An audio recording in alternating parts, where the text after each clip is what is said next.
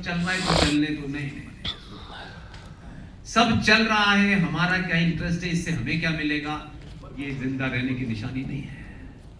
रोटी पानी खाना मकान दुकान ये तो सभी करते हैं, ये कोई बहुत बड़ा काम नहीं आपने कर लिया है, बड़ा फार्म हाउस बना लिया है, आपके बच्चे अमेरिका में पढ़ रहे हैं, उससे कुछ नहीं होने वाला। हजारों पढ़ रहे हैं, हजारों चले जाते हैं। सिविलाइजेशन को छोड़ करके आपकी कोई आइडेंटिटी नहीं है। आप तिलक लगाते हैं, चुटिया रखते हैं, नहीं रखते हैं, इससे कोई फर्क नहीं पड़ता है। दुनिया आपको उसी से जानती है। भजन की असली लाइन है, रघुपति राघव राजा राम, पतित पावन सीता राम, सुंदर विग्रह मेघा राम, गंगा तुलसी शालिग्राम, भद्र गिरीशम सीता राम, भगत जनप्रिय सीता राम। ये लाइन निकाल करके ईश्वर अल्लाह तेरो नाम आ गया। अब दूसरी, गांधी जी को जब आप देखते हैं किताबों में फिल्मों में, तो उनके ऊपर आपको क्या चीज नजर आती है जो विजिबल नजर आती है? बोलिए बोलिए, इंटरेक्टिव सेशन है, ऐसा नहीं कि मैं ही बोलूंगा, मैं तो बहुत देर बोलूंगा। जी भाई साहब, सादगी क्या आपने बॉडी के अंदर देख ली? मैं कह रहा हूं वो खड़े हुए हैं, उनके शरीर पे 3 चीजें बताइए। आप यही मैंने कहा कि आप लोग जो है अंतर्यामी हो जाते हैं। एक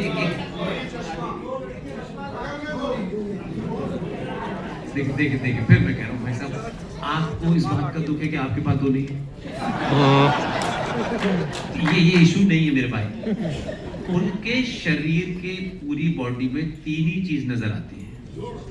सर प्लीज मुझे कोई झूठ तो जो करा है मैंने बता ही दिया। उनके एक हाथ में लाठी है, एक उनकी धोती में घड़ी है और एक हाथ में उनकी किताब है। अब जब मैं उसको समग्रता में देखता हूं तो मैंने उस पर एक लाइन लिखी है, अगर आपको ठीक लगे तो बता दीजिएगा। गांधी उस गीता को हाथ में लेकर अहिंसा की बात करते थे, जिस गीता को सुनकर के अर्जुन ने महाभारत का भीषण युद्ध किया।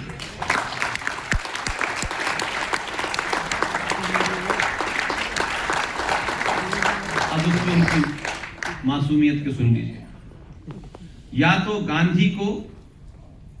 गांधी गीता को नहीं समझ सके, या फिर लोग फिर गांधी को नहीं समझ सके, तो में से कोई ये बात जरूर है। अब इसमें मैंने गांधी की शान में कोई गुस्ताखी नहीं की है। ये आने वाली जनरेशन को बता रहा हूं कि हमारे पिताजी ऐसे थे। उनके हाथ आए बाएं 2 थी, 3 थी, 4 थी, बगैर उनके जरूरत भी वो अपनी जरूरत पूरी कर लेते थे। इसमें डिबेट मत करिए, ये मामला अलग है, ये निजी है, इस पर ज्यादा टिप्पणी में नहीं करना चाहता। लेकिन मैं ये कहना चाहता हूं कि अपने समय पे लोग काम करके गए। इसी तरीके से नीलम जी ठीक है ना, मेरे जाने के बाद लोग आप ही को पकड़े हैं। आपसे ये तो जरूर कहेंगे कि बुला लिया अच्छा किया, और वो फिर ये कहेंगे कि दोबारा फिर बुला लीजिए। देखिए, संविधान पे बहुत चर्चा होती है, और जब हम संविधान पे चर्चा करते हैं तो मतलब समझते हैं कि कुछ लोगों का प्रोपेगेटिव है, संविधान में ये लिखा है, ये लिखा है, संविधान में वो हो गया, संविधान में ये हो गया, ये सब हम पढ़ते हैं। लेकिन जो काम की हमारे मतलब की बात है, जिसपे मुझे इंटरेस्ट है, जिसे समाज को इंटरेस्ट होना चाहिए, हम उसकी चर्चा ही नहीं करते हैं। ये एक तरफ का संवाद है, इसलिए हमने बहुत सारी चीजों को छोड़ दिया, खुला छोड़ दिया कि जो दिल चाहे करो।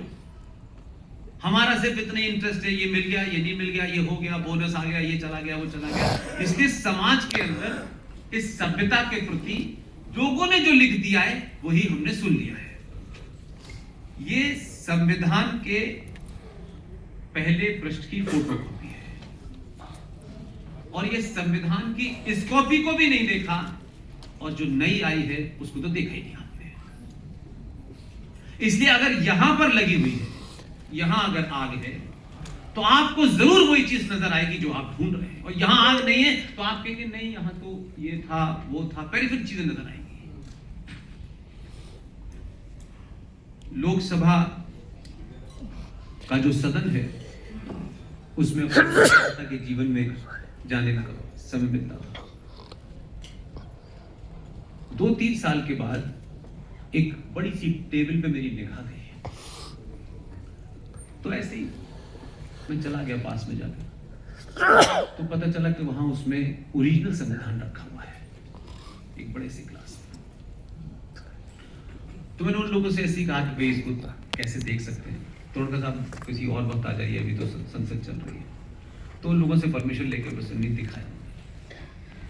आप ताज्जुब करिए कि मेरे कहीं दिमाग में ऐसा नहीं कि ऐसा कुछ होगा, बस मुझे कुछ देखना था।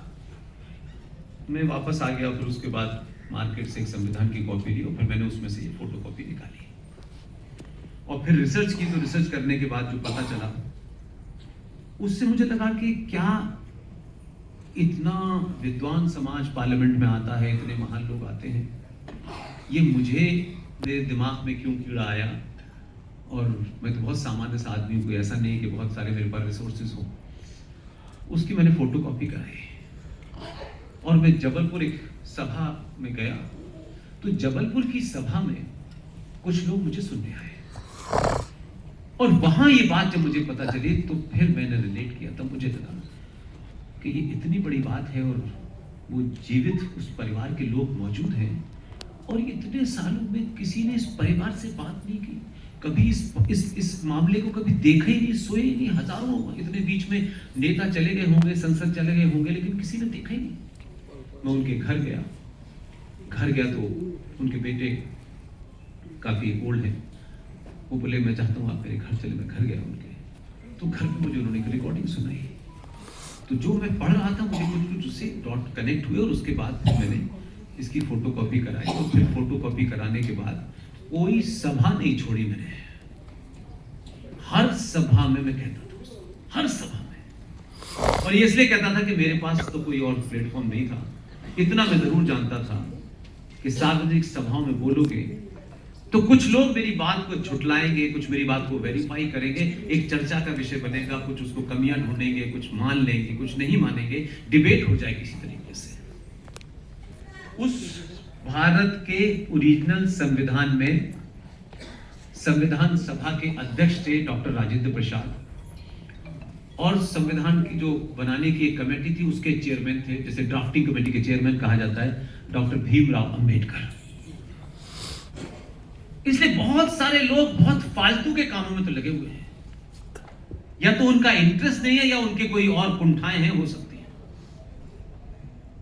Doctor B R. अंबेडकर ने संविधान की कॉपी पे जब वो साइन वाइन सब होने थे, तो उसमें जो प्रेम्बल वाला हिस्सा है उसमें लिखा है इंडिया दैट इज भारत। अब ये सामान्य सी बात है, इसमें कोई ऐसी बात तो है नहीं, लेकिन अंबेडकर उसी पर रुक गए और उन्होंने कहा कि ये इसमें लिखा है इंडिया दैट इज भारत, लेकिन इस संविधान में तो इंडिया है, इसमें भारत तो है ही नहीं कहीं। क्योंकि गवर्नमेंट ऑफ इंडिया एक्ट 1935 की फोटो कॉपी में ये मिलाओ, इसको यहां कर दो, इस लाइन को यहां कर दो, कुल मिलाकर के ऐसी था। तब अंबेडकर ने कहा, देखिए अंबेडकर को लोग अपनी पॉलिटिक्स के एंगल से देखते हैं, पॉलिटिक्स की ग्रामर अलग होती है, मैं उस पर नहीं जाना चाहता। सिविलाइजेशन के पॉइंट से अगर आप उसी आदमी को देखेंगे तो आपको दूसरा चरित्र नजर आएगा। मुझे उसमें इंटरेस्ट है, कौन किस पार्टी में था, किसने क्या कहा, I am not interested. Ambedkar ने जब ये कहा कि इसमें भारत नहीं है, तब अंबेडकर जी और डॉक्टर राजेंद्र प्रसाद उन दोनों ने मिलकर के कहा कि क्या हम इस संविधान का जो भी कुछ क्लॉज बनने थे सब बन गए हैं, समय कम है, क्या हम इसमें भारत को स्थापित कर सकते हैं। तो डॉक्टर राजेंद्र प्रसाद की तो आपको विचारधारा पता है, उन्होंने कहा यस गो अहेड। तो मध्य प्रदेश के जबलपुर के रहने वाले एक 21 साल का बेटा और बंगाल में रहने वाले नंदलाल बोस उस समय के बहुत बड़े आर्टिस्ट थे। उन दोनों को दिल्ली से फोन गया और कहा कि हम चाहते हैं कि आप संविधान को पढ़ें और इसमें कोई 22 चैप्टर है, आप हर चैप्टर को पढ़ें और उसमें से भारतीय सभ्यता के क्या चिन्ह हो सकते हैं वो आपको बनाने हैं। अब वो आए वहां से और 6-7 दिन का समय था और अंबेडकर भी जानते थे और डॉक्टर राजेंद्र प्रसाद भी जानते थे कि हमारे फूल वाले चचा को पता चल जाएगा तो बवाल हो जाएगा। उन्होंने किसी को बताया नहीं, ये सिर्फ काम उनको दे दिया। और नंदलाल बोस और उनके 21 साल के लड़के जो राम मनोहर सिन्हा जो जबलपुर में रहते हैं, 2007 में उनका देहांत हुआ है और उनके बेटे में वो तमाम सारी रिकॉर्डिंग करके गए हैं, इसलिए ये तथ्यों पे है। उन्होंने भारत के संविधान के पहले पृष्ठ पर क्या बनाया? संविधान के पहले पृष्ठ पर जहां इंडिया दैट इज भारत लिखा हुआ है, वहां बनारस में एक कंट्रोवर्सी आजकल बहुत चल रही है, आपने देखी होगी। और उस कंट्रोवर्सी को हम लोग दिन भर 10 बार बात करते हैं, लेकिन कभी सोचते नहीं है कि हम कह क्या रहे हैं। ज्ञान व्यापी मस्जिद। ज्ञान और व्यापी, इन दोनों का मस्जिद से क्या संबंध है? दोनों शब्द भी नहीं है। अब ज्ञान व्यापी मेरा इशू नहीं है, लेकिन उस ज्ञान व्यापी के पीछे 450 साल पुराना शिवलिंग है। उसी शिवलिंग जो उस नंदी है, सॉरी, उस नंदी की तस्वीर भारत के संविधान के पहले पृष्ठ पर है। उसी संविधान के 5वें पृष्ठ पर मां सीता, राम और लक्ष्मण की तस्वीर है। बंगाल के लोगों के हिसाब से वहां सुभाष की तस्वीर है और महाराष्ट्र के हिसाब से शिवाजी की भी तस्वीर है। उसमें जैन धर्म, बौद्ध धर्म, उन सब के भी तस्वीरें हैं। कुल मिलाकर के 26 तस्वीरें बनाई गई, उसमें से 22 अप्रूव हुई और ओरिजिनल संविधान में वो तस्वीरें लगी। नहीं मालूम, मुझे इसकी चिंता नहीं कि आपको नहीं पता, लेकिन सवाल यह है कि संसद में पिछले इतने सालों से बैठने वाले लोग जिनके पास वो एक्सेस थी, किसी ने भी ये नहीं बताया कि संविधान में बनी हुई वो 22 चित्र ओरिजिनल संविधान में से किसने हटाए। लेकिन बड़ी बात क्या है, हमारे लिए ये लोग आइडियल होने चाहिए। और जब ऐसे लोगों की चर्चा उनके परिवार के पीछे, उनके घर के पीछे, उनके ना होने के बाद भी करते हैं, तो समाज में चेतना होती है। ये मैंने तस्वीर आपको इसलिए नहीं दिखाई है, इसमें एक बहुत छोटी सी चीज छुपी हुई है। और ऐसे लोग थे, मैं कभी कभी सोचता हूं, मैं जब जब बोलता हूं तो मुझे मेरे रोंगटे खड़क जाते हैं कि ऐसे लोग थे। और क्या उस परिवार के लोगों से कोई मिला? क्या उस परिवार को कोई जानता है? नहीं जानता है। ऐसे लोग हमेशा गुमनामी में चले जाते हैं। वो जो 21 साल का उस वक्त बेटा था, राम मनोहर सिन्हा, उन्होंने कोई 12 या 13 चित्र बनाए और डॉक्टर राजेंद्र प्रसाद ने उनको बुलाया कि भाई तुमने इतने अच्छे चित्र बनाए हैं, क्या तुम इन चित्र बनाने का मेहनताना यानी पैसा नहीं लोगे? अब 21 साल के बच्चे को इमेजिन कीजिए उस दौर में, और ये वार्तालाप रिकॉर्डेड है, मैं इसलिए सुना रहा हूं आपको। आप कह सकते थे मुझे कैसे पता, मैं सब सुन के आया। तो उन्होंने कहा कि नहीं, मुझे पैसे नहीं चाहिए। तो उन्होंने कहा कि तुम चाहते क्या हो? तो उन्होंने कहा कि संविधान के हर पृष्ठ पर मेरा नाम लिख दीजिए। तो जब नहीं, आप उस लड़के की विजन देखिए। मैं भी इसी तरह, जैसे आप बोले ना, मैं भी सुनते सुनते ही बोला, लेकिन मैं जैसे सेकंड पॉइंट पे आया तो मैं हिल गया। जैसे ही उन्होंने कहा क्या लिखते थे, वो तैयार हो गए, तो इमीडिएटली बोले कि नहीं नहीं नहीं नहीं, सब पे मत लिखिए। संविधान का जो प्रीएम्बल है, उस प्रीएम्बल में एक बेल सी बन रही है जो आप इसमें देख सकते हैं। ये बेलें हैं और ये संविधान का जो हिस्सा है ये यहां पर है, इसको मैंने अलग से किया है। आप सोचिए क्या विजन रही होगी 21 साल के बच्चे की। जब उनका नाम राम मनोहर सिन्हा लिखने के तैयार हो गए तो बोला अच्छा मेरा नाम मत लिखिए। तब डॉक्टर राजेंद्र प्रसाद ने कहा भाई तुम क्या चाहते हो? बोला सिर्फ एक काम कर दीजिए, ये जो संविधान के जो पूरी लाइन बनी हुई है, इस लाइन के अंदर मेरे शुरू का सिर्फ राम लिख दीजिए। अब बच्चे का इमेजिनेशन देखिए, दुनिया राम मनोहर सिन्हा को भूल जाएगी, इस राम को याद रखेगी। इसलिए मैंने यहां से निकाल के यहां दिखाया है कि यहां राम लिखा हुआ था। अब वो चले गए, उनका कोई पूछने वाला नहीं था। ऐसे लोग भी थे, लेकिन संविधान से चित्र कैसे निकाल दिए गए, क्यों निकाल दिए गए? उस वक्त ना कोई आरएसएस, ना बीजेपी, ना बजरंग दल, कोई संसद में नहीं था, ना संविधान सभा में इनमें से विचारों से कोई था। लेकिन ये हुआ, वो हुआ, दुनिया की तमाम सारी बातें हुई, और ये बात हर मन से इसलिए कहा, मैं फिर कह रहा हूं, ये ताकत मैं भी नहीं जानता था। शुरू में बोलता था, लोग कहते थे क्या है तुम टाइम वेस्ट कर रहे हो, इससे कुछ होने वाला नहीं है।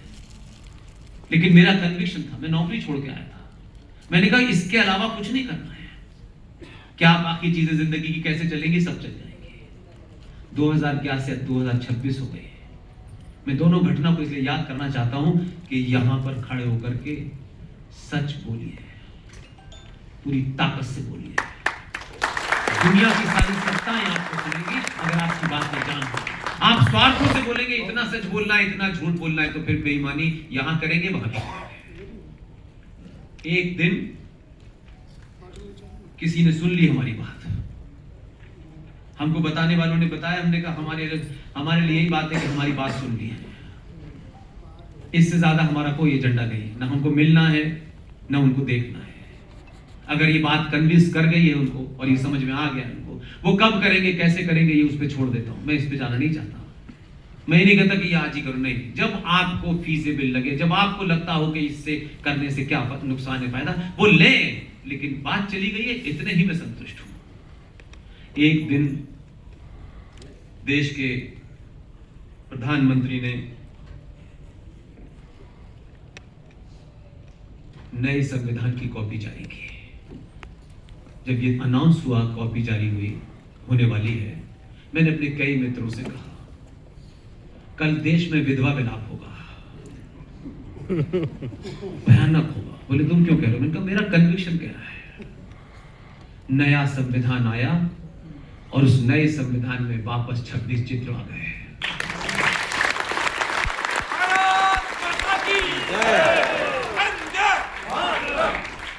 और दो बड़े, एक इतने बड़े साइज का है, एक छोटे साइज का है। बड़ी मेहरबानी उन्होंने मेरे ऊपर की, किसी के हाथ मुझे दोनों भिजवा दिए। उनका यही था कि एजेंडा उठाते रहो, यहां से पूरा कुछ आएगा। इसे संविधान की कॉपी अवेलेबल है, और ये इसलिए खरीद कर रखिए कि बीच में अगर फिर कोई चोर आ जाए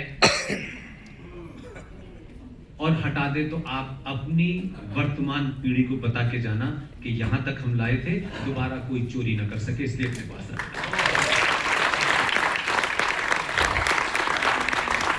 अब वो तमाम सारे चित्र हैं, अब भाईजान भी खोल के देखते हैं, उनको बड़ा दुख होता है। तो कुछ लड़ाइयां आपको तत्कालिक तौर पे कोई फायदा नहीं देती, लेकिन लंबे समय पे देती है। इसीलिए मैंने कहा कि जिंदा समाज वो होता है कि कोई हल्का सा डॉट बराबर भी दे, उस डॉट को इतना बड़ा गोला कर देना कि दोबारा लोग कहेंगे अरे बाप रे बाप, ये तो इतनी सी बात को आप इतना बड़ा कोई करता है, आप रेस्पॉन्स पर डॉट बराबर करते हो। अगर संसद के अंदर ये तय हो गया, ऑफिशियली डिक्लेयर हो गया कि मुसलमानों के दबाव में कांग्रेस पार्टी ने वंदे मातरम को आधा गाया था, तो अगर इस देश के प्रधानमंत्री ने वंदे मातरम गीत को उतना ही इंपॉर्टेंट बनाया, उतना ही कानून बनाया, उसको गाना कंपल्सरी किया और दूसरे वाले ने धाराएं लगा दी, तो देश के हर कार्यक्रम के अंदर पूरा वंदे मातरम बजाइए। इससे हजारों वो लोग हैं जिनको शायद ये नहीं पता होगा, उनको भी बोध होगा, और वंदे मातरम क्या है क्या नहीं है उसका भी पता चलेगा। ये किसी अंग्रेज की चमचागिरी में जो लिखा गया है, भाग्य विधाता कौन है? हमारा भाग्य विधाता, हमारा भाग्य कौन लिखने आया था?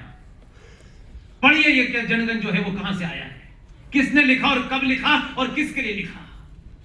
लेकिन हम गा रहे हैं, इसको गाने पे हमको कभी नहीं लगा ये सवाल पूछे यार हम क्या गा रहे हैं, क्यों गा रहे हैं, ये क्यों ना करना चाहिए, इस पे हम नहीं बोलते, हम बस मान लेते हैं। उसी संविधान में वो वापस आ गया है, वंदे मातरम वापस आ गया है, और बहुत सारी चीजें आनी है भी। इसलिए ये देश कहां से चला था। एक और आपसे मेरा अनुरोध है, यहां साहित्य के लोग हैं, नीलम जी, हमारे संस्कारों में एक संस्कार था। हम जहां पैदा हुए वहां तो हम कुछ जानते वानते नहीं थे, ना कोई संस्कार जानते थे। जब हमारे घर में शादी हुई तब हमें पता चला कि ऐसे शादी होती है, नहीं तो हम तो कबूल है, निकाह है कबूल कबूल सुनते सुनते बड़े। देखिए कैसे कोई चीज गलत चली जाती है। हमारी शादी में, हमारे यहाँ की शादियों में एक संस्कार होता है, और ये संस्कार अनादिकाल से चल रहा है। ऐसा नहीं कह सकते कि भारत से कोई उसका संबंध है। और क्योंकि वैल्यू सिस्टम इतना हाई लेवल का था, मॉरल इतना हाई था हम लोगों का, कहीं कोई वो सोच ही नहीं थी। तो हम उस वैल्यूज के लोग थे कि जिसको देते थे, जिससे लेते थे, जिसके साथ रहते थे, वही मापदंड थे। समाज का स्तर इतना हाई था कि हम शादी जब बेटी की करते थे तो उसमें एक रस्म आती थी। उस रस्म को कहते हैं कन्यादान। यानी हम कन्या अपनी बेटी का दान कर रहे हैं, तो जो कन्या को ले रहा है उसके भी मूल, उसके भी मापदंड इतने हाई थे कि वो उसको कन्या के दान की तरह समझ करके रख रहा था। यहां तक तो ठीक है, लेकिन हम धीरे धीरे धीरे धीरे शब्दों का हमने अनर्थ करना शुरू किया। और हमारे यहां दान के बारे में कहा गया है कि दान साधु को दो, किसी को भी दान दो, दान का हिसाब नहीं मांगा जाता। जिसको दान दे दिया है अब उससे सवाल नहीं पूछा जाता कि तुमने को ये करना है, ये नहीं करना है। दान दान होता है, फिर उसको मुड़ के देखना भी नहीं होता। हम इतने मूर्ख हैं, 2026 में भी हम मतदान कर रहे हैं और नेताजी से पूछ रहे हैं, नेताजी को आपने मतदान कर दिया है, अब हिसाब तो नहीं देगा वो आपको 5 साल तक, वो तो कभी नहीं देगा कि आपने दान किया। भूल जाइए, आप भी भूल जाइए, मैं भी भूल गया। तो मताधिकार शब्द होने की जगह मतदान हो गया हमारे यहाँ। तो ये दोबारा मत कीजिएगा। नेताजी से कहिए अधिकार दे रहे हैं, दोबारा से पूछेंगे तो ले लेंगे तुमसे अधिकार। दान शब्द कहते हैं तो वो भी कहता है पागल आदमी, वो दान के बारे में आज तक किसी ने पूछा, तुम क्यों पूछ रहे हो? फिर आप कहते हो वो बताता नहीं, वो क्यों बताएगा, आपने दान कर दिया उसको। तो छोटी छोटी चीजों को समझने की जरूरत है। इसी तरीके से एक क्रोलॉजी आपके सामने रखता हूं, ये किसी ने रखी नहीं होगी, और जब आप ये इसको जिस निष्कर्ष पे पहुंचे वो आप जाने। एक किताब है, बहुत लोगों ने सुनी होगी, कुछ ने शायद पढ़ी भी होगी। वो किताब मुझे भी मिल गई है। भारत में ऐसी किताबें बड़ी मुश्किल से मिलती हैं, और हम जिस मिडिल क्लास फैमिली से आते हैं उसमें बहुत किताबें खरीदने की हिम्मत नहीं होती थी सिवाय कोर्स की किताबों के। तो अभी पिछले 7-8 साल पहले जब मुझे उसके बारे में पता चला तो वो मिल नहीं रही थी, तो फिर मैंने कहीं बाहर से खरीदी किताब। और मैंने उसके बारे में कुछ कुछ सुन रखा था, कुछ कुछ मेरा दिमाग में हल्का सा कीड़ा था कि इसमें कुछ है। अब वो कैसे है मुझे नहीं पता। 600-700-800 पेज की किताब है और 2 ब्रिटिशर्स ने लिखी है। अब अगर जब मैं डिबेट में देखता हूँ तो लोग उसका जिक्र तो करते हैं, उसको कहते हैं वो किताब ऐसी है और वैसी है, फलाना है, ढिमाका है, लेकिन उस किताब के हर पन्ने को मैं बिल्कुल ऐसे जैसे बस मैं कुछ ढूंढ रहा हूँ। ऐसे करते करते मुझे तीसरी बार एक पेज पे पहुंचा, और जो बात मैंने कहीं हल्की सी सुन रखी थी लेकिन मैं पब्लिकली कह नहीं सकता था क्योंकि वो वेरीफाई नहीं थी। मैं बिना वेरिफिकेशन के कोई बात मार्केट में बोलते ही नहीं जब तक उसका ओरिजिनल सोर्स नहीं ढूंढ लेता। और वहां से ढूंढने के बाद मैं आज तक की घटनाओं को कनेक्ट करना चाहता हूं, आप सुन लीजिएगा। उस किताब को 2 ब्रिटिशर्स ने लिखा है, डोमिनिक यू और लेरी, और किताब का नाम है फ्रीडम एट मिडनाइट। किताब के बारे में बहुत सारी कहानियां हैं, चचा की भी हैं, औरों की भी हैं, मेरे लिए वो महत्वपूर्ण नहीं है। पेज नंबर 631 के 4th पैराग्राफ में एक बात लिखी हुई है, उसको बार बार जब भी आप पढ़ेंगे मेरे खोपड़ी में अटक गई, और उसके बाद में फिर उसको क्रोनोलॉजी जोड़ता हूं तो मुझे लगता है ये बिल्कुल ठीक है। उस किताब में बहुत कुछ है लेकिन मेरे काम की चीज इतनी थी। पेज नंबर 631 का 4th पैराग्राफ में एक छोटी सी बात लिखी है, और फिर आपके सामने वो घटना रखता हूं तो आप कनेक्ट कर जाएंगे कि कहां से कनेक्ट है। गांधी जी दिल्ली के बिरला मंदिर में रह रहे थे, जो मंदिर मार्ग पर बना हुआ है, बहुत बड़ा मंदिर है बिरला मंदिर। कोई दिल्ली गया हो तो देखा हुआ आपने, उसी में रह रहे थे। ऐसे मान लीजिए कि जो आपका मेन गेट है बहुत की बाउंड्री होती थी, गांधी जी यहां बैठ के पूजा करते थे। 20 जनवरी को जब भारत का विभाजन हो रहा था, लाशें भारत में आ रही थी, लोग मारे जा रहे थे, बहुत सारे लोगों को वहां से भाग के आए। उसमें एक हिंदू था, वो बहुत व्यथित था, उसको पता चला कि गांधी जी ने ऐसा करा है। उसका जिक्र भी है हिस्ट्री में। उसके हाथ में कोई सुतली बम मिल गया होगा, तो उसने ऐसे करके फेंका, तो जो मंदिर की बाउंड्री थी उस पर वो लगा और थोड़ी सी ईंट हिल गई और पूरे देश में ये सेंसेशन हो गया कि गांधी जी पे हमला हुआ है, गांधी जी पे हमला हुआ है। और 1947 के गांधी जी बहुत बड़ा कद था, छोटा मोटा बहुत बड़ा कद था। ये ताज्जुब है, इतनी बड़ी खबर हुई, पूरे देश में खबर चल गई। और उस घटना से 2 दिन पहले, 2 या 3 दिन पहले, दिल्ली का जो पुलिस कमिश्नर था वो रिटायर हो गया था। और रिटायर होने के बाद उसे कांग्रेस पार्टी ने एक्सटेंशन दिया और उसने गांधी के ऊपर बिरला मंदिर में इस बम के फेंकने से 2 या 3 दिन पहले एक प्रेस कॉन्फ्रेंस की जो सब कुछ रिकॉर्ड पर है। और वो अपनी प्रेस कॉन्फ्रेंस में कह रहा है एक्सटेंशन के बाद कि गांधी को मारने के लिए 5 लोग दिल्ली में आ चुके हैं। ये दिल्ली का पुलिस कमिश्नर की प्रेस कॉन्फ्रेंस है। और उसके कहने के बावजूद भी गांधी को एक कांस्टेबल तक नहीं दिया गया। वो प्रेस कॉन्फ्रेंस कर रहा है, तब भी कुछ नहीं कहा। प्रेस कॉन्फ्रेंस कर दी कि 5 लोग हैं, उसमें नाथूराम गॉडसे का भी नाम था और भी और लोगों का नाम था। एक प्रेस, ये दिल्ली में आ गए हैं, वो पकड़े गए नहीं पकड़े गए किसी को पता ही नहीं चला। पता भी था पुलिस को, लेकिन दिल्ली पुलिस आज से 50 साल पहले की, जब आबादी बहुत कम थी, तब भी उनको पकड़ नहीं पाई। लेकिन प्रेस कॉन्फ्रेंस हो गई और उस आदमी ने वो बम फेंक दिया। देश का एक कांग्रेस का लीडर नहीं गया, कोई नहीं गया। एक महिला गांधी से मिलने गई और ये बात उस किताब में जो राइटर डोमिनिक ओलेरी हैं, उन्होंने उस महिला से बात करके उसकी लाइन कोट की है। अब आप सोच सकते हैं कौन हो सकती है महिला जिसे गांधी की इतनी चिंता थी, बाकी किसी को नहीं थी। एक कांग्रेस का आदमी उनसे मिलने नहीं गया 20 तारीख को, जबकि ये हो गया कि गांधी पे हमला हुआ है, गांधी पे हमला हुआ है। एक महिला का वर्णन उसने किया है पेज नंबर 631 के 4th पैराग्राफ में। वहां से अगर आप देखें मेरी बात को, राय आप बनाएं, मैं फैक्ट रख रहा हूं आपके सामने। और वो महिला ने अपनी बात कही, वो चली गई, वो किताब आई। और उसके बाद में एग्जैक्ट 10 दिन के बाद गांधी की हत्या हो गई। अब आप मुझसे पूछ सकते हो वो महिला कौन थी? गांधी के ऊपर 20 तारीख को जो हमला हुआ, जो गांधी से 100 मीटर की दूरी पर जाके बम गिरा होगा, वो भी सुतली बम था। तो देश के किसी नेता को चिंता नहीं हुई, एक ही महिला को चिंता हुई। अब निष्कर्ष आप लगाइए कि उसको भेजा गया था या वो खुद गई थी। खुद जाने का कोई तथ्य नहीं मिलता है। उस महिला का नाम था, जो नेहरू जी की गर्लफ्रेंड हुआ करती थी, जिसका नाम है एडविना माउंटबेटन। एडविना माउंटबेटन का जो कन्वर्सेशन है वो 631 पेज नंबर के 4th पैराग्राफ में पढ़िएगा। और कमाल की बात है, मैं तो अद्भुत हूं कि भाई ऐसी भी किसी की ख्वाहिश हो सकती है। वो गांधी से मिल रही है और गांधी से उस बम के बारे में कह रही है कि गांधी जी आपके ऊपर इतना बड़ा हमला हुआ, आपको डर नहीं लगा? ये उसका सवाल है जो उसने इंटरव्यू में दिया है। और फिर वो दूसरा सवाल गांधी जी उस पर कहते हैं, मुझे डर नहीं लगता। तो गांधी जी से वो पूछती है कि गांधी जी अगर आपकी हत्या हो जाए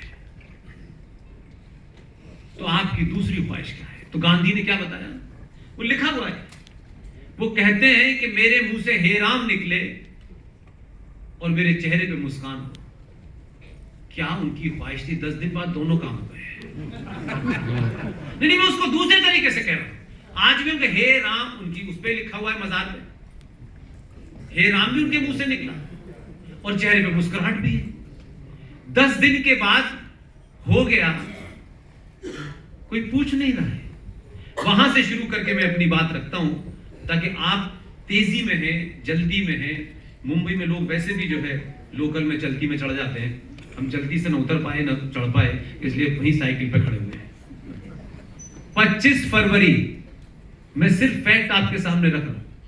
असल तो मैंने अभी अपनी बात शुरू ही नहीं की, अभी तो मुझे वार्म अप करना था। 25 फरवरी 1968, मैं अपनी बात को तथ्यों तक पहुंचाने के लिए ये तो आपको डेट्स बता रहा हूं। आप कह सकते हैं कि 25 फरवरी 1968 को ऐसी तो कोई घटना घटी नहीं है कि जो बहुत, मैं भी नहीं मानता कि कोई महत्वपूर्ण हो, लेकिन मुझे अपना आर्गुमेंट बिल्टअप करने के लिए आपको बताना पड़ रहा है। 25 फरवरी 1968 को राजीव गांधी की शादी हुई थी। 19 जून 1970 को इस शादी से दुनिया का महान आविष्कारक पैदा हुआ था। 12 जनवरी 1972 को उस परिवार में एक बेटी पैदा हुई थी, 1972 को। और 2006 में भी वो अब तक जब भी उससे पूछूं तो कहती है मेरी नाक इंदिरा से मिलती है, बाल इंदिरा से मिलते हैं, यही उसकी एकमात्र काबिलियत है। 23 सितंबर 1974 को संजय गांधी की शादी हुई थी। और ये सब वो दौर है जो हम ठीक ठाक उसमें थे, तो हमको ये सब घटनाएं याद भी है। 13 मार्च 1980 को वरुण गांधी का जन्म हुआ था। 23 जून 1980 को उत्तर प्रदेश के शहर एटा के पास एक जगह है, वहां का एक लड़का, स्क्वाड्रन लीडर सक्सेना, संजय गांधी को दिल्ली के सफदरजंग फ्लाइंग क्लब के ऊपर रोज फ्लाइंग कराने उनके साथ जाता था। उस दिन भी वो गया, उन्हीं के साथ था।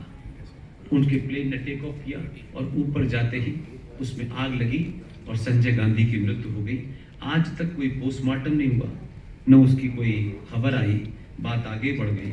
और 28 मार्च 2082 को 2 साल के वरुण गांधी को और मेनका गांधी को श्रीमती इंदिरा गांधी एक सफदरजंग रोड पर रहती थी, उनके घर से निकाल के सड़क पे सारा सामान फेंक दिया गया।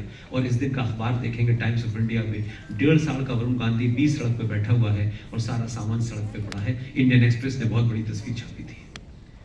और उसके बाद में 31 अक्टूबर को इंदिरा गांधी का इंटरव्यू लेने के लिए 2 विदेशी चैनल आए हुए थे। और ये जो आज का प्रधानमंत्री निवास है, ये वो नहीं था। उस जमाने एक सफदरजंग हुआ करता था, इधर निवास होता था और सड़क के दूसरी तरफ ऑफिस होता था। आज तक किसी रिपोर्ट नहीं है, ये किसी रिपोर्ट में नहीं है। मैडम इंदिरा गांधी का इंटरव्यू लेना था 2 विदेशी चैनलों का और 9:30 बजे का टाइम फिक्स था। आज तक कोई माई का लाल कोई रिपोर्ट ये नहीं बता पाई कि प्रधानमंत्री निवास में से किन लोगों ने ये फोन करके कहा कि मैडम 20 मिनट लेट आएंगी। मैडम 20 मिनट लेट निकली और वहां सुरक्षा में लगे हुए गार्ड ने श्रीमती इंदिरा गांधी की हत्या कर दी और दूसरे गार्ड ने उस आदमी की हत्या कर दी जिसने इंदिरा गांधी की हत्या कर दी। पूरी इंक्वायरी रिपोर्ट हशप है, पूरी इंक्वायरी रिपोर्ट हशप है। वो कैसे गई, लेट क्यों गई, फिर वो क्यों मारा, ये सब एक बहस का मुद्दा हो सकता है। और 1984 में राजीव गांधी को देश के प्रधानमंत्री की शपथ दिलाई। उसके बाद में वो 1989 तक प्रधानमंत्री रहे। और ताज्जुब ये है कि राजीव गांधी 21 मई 1991 को देश में कोई 8 या 9 सभाएं उन्होंने की, उनमें से 7 सभाओं में मैडम साथ में थी, इस सभा में नहीं थी। और इसी सभा में तमिल टाइगर्स नाराज थे, तमिलियन, क्योंकि भारत ने IPK भेजी थी। तो वहां से बताया जाता है कि धनु नाम की महिला थी जिसके पूरे शरीर के ऊपर एक बम की बेल्ट बंधी हुई थी। उसने राजीव गांधी के पैर छूने के झुकी और जो बम ब्लास्ट कर दिया और राजीव गांधी की मृत्यु हो गई। 21 मई 1991 को राजीव गांधी की मृत्यु होती है। मात्र 1 महीने के अंदर 21 जून 1991 को राजीव गांधी फाउंडेशन की स्थापना होती है। बहुत कम लोगों को ये बात पता होगी, उसमें जो मेन आदमी है वो आजकल अमेरिका में है, जो मेन है। बाकी तो हटाए वाले लोग थे, वो परमानेंट है। उसका चेहरा आप लोग कम देखते हैं और वही आलू से सोना बनाने वाली मशीन के कार्यक्रम पूरी दुनिया में लगाता है। आज अब कभी सुना आपने कि किसी घर में इतने बड़े आदमी की मृत्यु हो जाए, पहले उसकी मां की हो, फिर भाई हो, और 1 महीने के अंदर एक ट्रस्ट बन गया, और ट्रस्ट में ये पहला ट्रस्ट हमने दुनिया का देखा कि भारत सरकार का जो बजट पेश होता है, जो बजट मेरे और आपके टैक्स से चलता है, उस बजट में से 100 करोड़ रुपया राजीव गांधी ट्रस्ट को दिया गया, कोई बोला नहीं।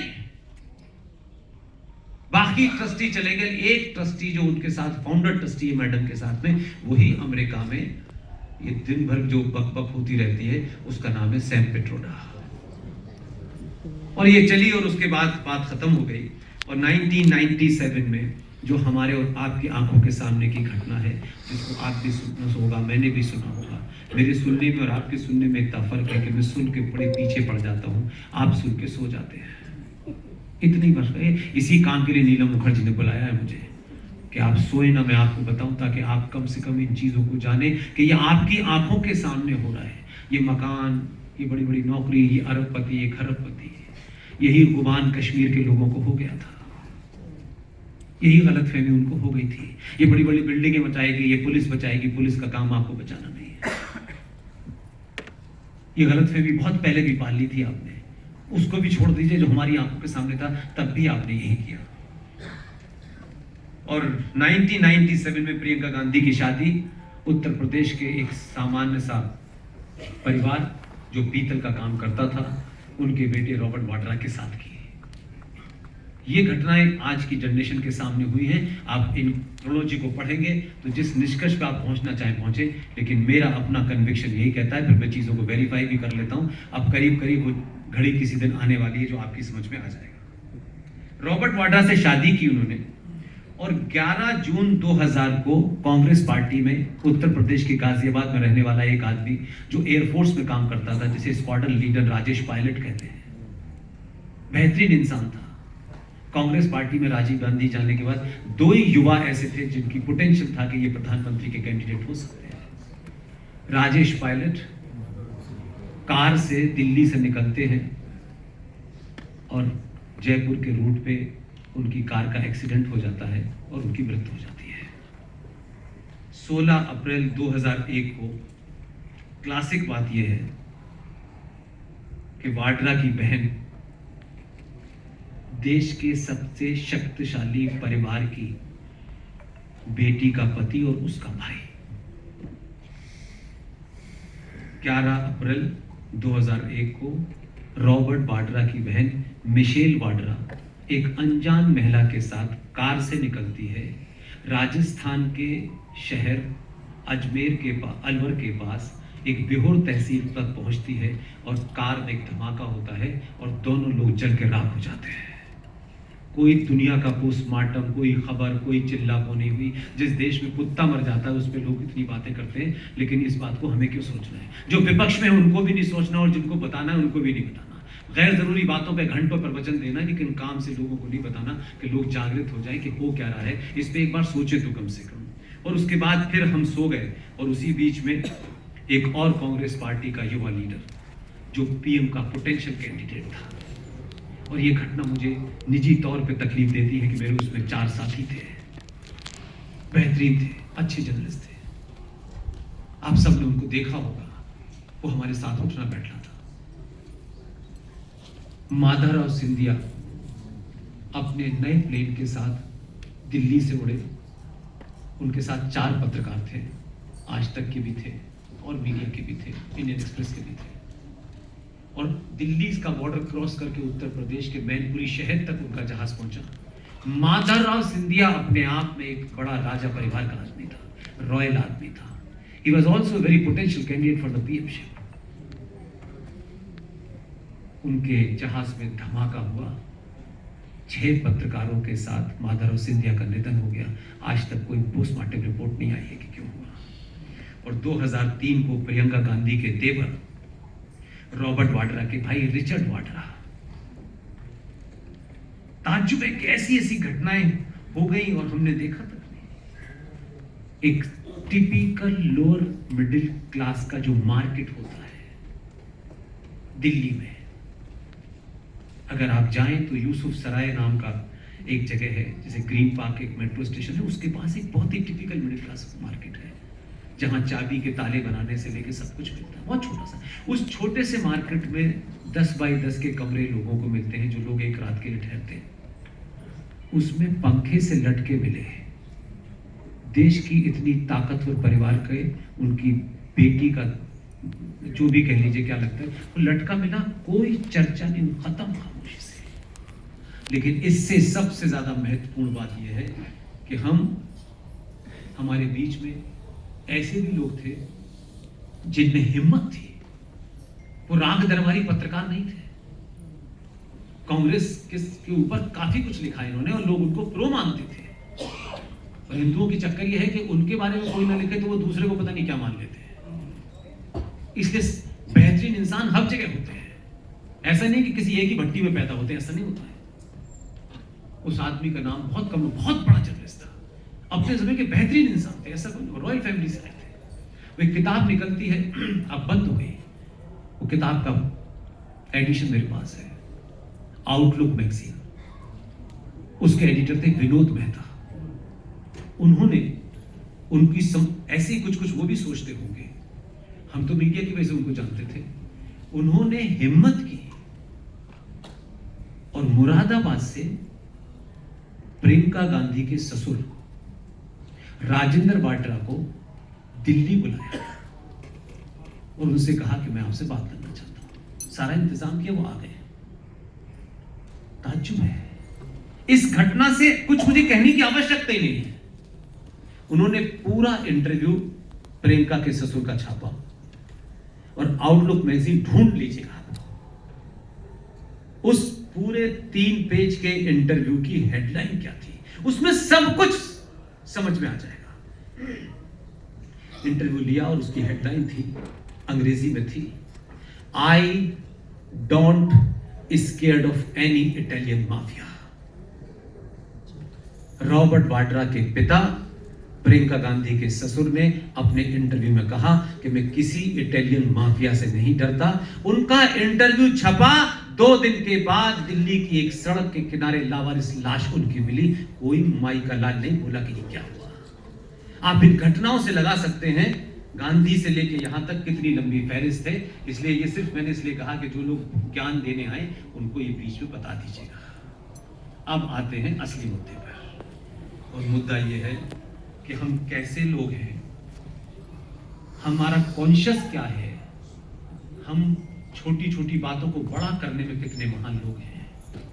अब जब कोई आदमी करता है ना, तब भी हम उसको सिर्फ अपनी बात सड़क पे कहने से भी हम उसको मजबूत नहीं करते। लगता है पता नहीं हमारे कहने से क्या हो जाएगा, गलतफहमी पाली। अरे कोई भी आदमी बड़ा काम करे यार, उसका सरनेम नहीं देखना है, उसका संगठन नहीं देखना है। बड़ा काम किया है तो चिल्ला चिल्ला के बोलो, ऐसे 100 लोग पैदा हो जाएंगे। लोगों को लगेगा कि समाज किसी के बारे में जो अच्छा काम करता है, ये समाज उसके साथ खड़ा होता है, इसीलिए उसमें शक्ति आ जाती है। और मैं भी उसी शक्ति के कारण बोल रहा हूं। लेकिन समाज जब ये नहीं इसकी तारीफ नहीं करनी, उसकी तारीफ नहीं करनी, ये तो हमारा नहीं है, ये हमारी जाति का नहीं है, हमारे संगठन का नहीं है, वहां बौने पैदा होते हैं। 14 अगस्त 1947 की घटना। 14 अगस्त क्यों इंपॉर्टेंट है, क्या खास बात हुई थी? यही मैंने कहा, आप नरेटिव क्या करते हैं।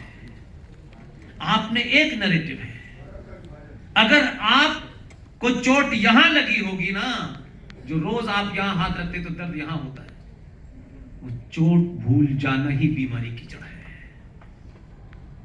और चोट क्यों लगी है, ये जब जब उसमें दर्द होगा तो याद होगा कि ये चोट इसलिए लगी है, ये गलती नहीं दोहरानी है। बहन ने कहा कि भारत का विभाजन हुआ था, आप इसको इस तरह देखती हैं, मैं उसको दूसरे तरीके से देखता हूं। 14 अगस्त 1947 को 10 लाख सनातनियों की हत्या करके पाकिस्तान बना था। जब ये कहेंगे तो आने वाली नस्ल के लिए, अच्छा इतने लोग हमारे मारे गए थे तब पाकिस्तान, तो उसके दिमाग आपके तो नहीं, भारत का विभाजन हुआ तब बात खत्म हो गई। भारत का विभाजन बातचीत से भी हो सकता है, पैसे ले दे के भी हो सकता है, लेकिन ये घटना आपके उस तकलीफ को बचाएगी और यही तकलीफ आने वाली जनरेशन को पता रहेगी, तो वो भूल नहीं करेंगे जिस भूल को हम कर चुके हैं। इसलिए हम क्या कर रहे थे, 14 अगस्त को देश का प्रधानमंत्री पाकिस्तान के प्रधानमंत्री को आजादी की मुबारकबाद देता था। नरेटिव बदलने की बात कह रहा हूं। सब आए सब चले गए। आप किसी को क्रिटिसाइज करें, आपका निजी मामला है।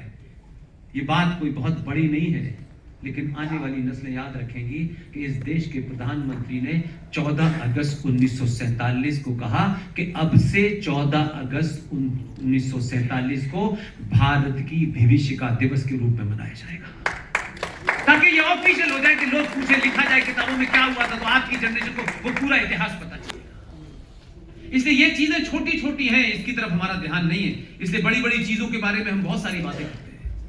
भारत का विभाजन हुआ, 10 लाख सनातनियों बहन बेटियों की लाश पे हुआ।